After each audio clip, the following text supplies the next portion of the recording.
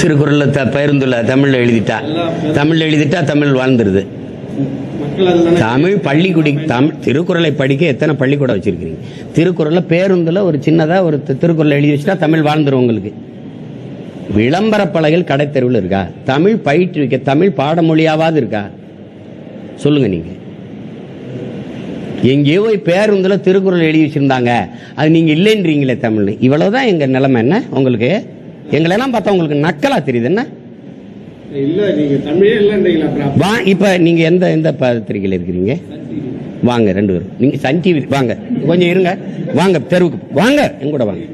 நீங்க வேலை செய்யறதே சன் டிவி, அப்புறம் எப்படி தமிழ் வாழும்? இங்க வாங்க, இந்த தெருவில் நீங்க படம் எடுங்க, உங்க கருவியை வச்சுட்டு எடுங்க.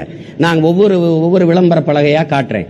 தமிழ் எங்கேயுமே இல்லைன்னு சொல்றீங்க, எங்கேயாவது இருக்குன்னு காட்டுங்க. நான் அப்படியே போயிடுறேன் ஊருக்கு. எங்க ஊருக்காரனே ஊருக்கு போய் விவசாயம் பார்க்குறேன். இந்த வேலையை நீங்க செய்யுங்க, உங்க ஆளுகளே வச்சு செய்யுங்க. தம்பி, உங்களுக்கு அதிகாரத்தில் உட்கார வச்சு உங்களை வாழ வச்சுக்கிட்டு இருக்கிறது என் மொழி, என் இன மக்கள். அதெல்லாம் நன்றி உணர்வோட பாருங்க. நீங்க நன்றி உணர்வோட பாருங்க. இவன் வந்து வட இந்தியக்காரன், இந்த தொலைக்காட்சி உரிமையாளர். அவனாவது தமிழ்னாவது போட்டிருக்கான், நியூஸ் தமிழ் ஏதாவது. இது நீங்க இங்க பலமுறை ஆட்சியில் இருந்தாளுங்க, இதாவது தந்தினாவது இருக்குது. இது தினமலர்